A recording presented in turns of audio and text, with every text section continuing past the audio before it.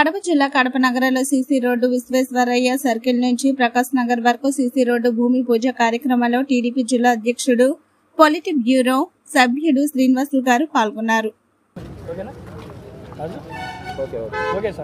చాలా కాలంగా ఈ 20వ డివిజన్లో విశ్వేశ్వరయ్య స్టాచ్యూ నుంచి ఇటు ప్రకాశ్ నగర్ వైపు రోడ్డు చాలా అస్తవ్యస్తంగా ఉంది.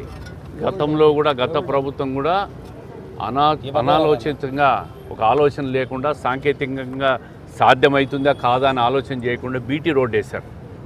ఈ బీటీ రోడ్డు లైఫ్ ఉండదు.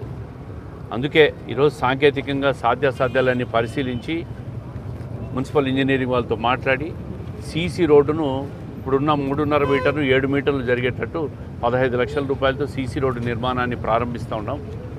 శాసనసభ సమావేశాల వల్ల గౌరవ ఎమ్మెల్యే గారు హాజరు కాలేదు. అధికారులు మా డివిజన్ ఇన్ఛార్జ్ రంజిత్ వీళ్ళంతా కూడా ఈ కార్యక్రమంలో ఉన్నారు.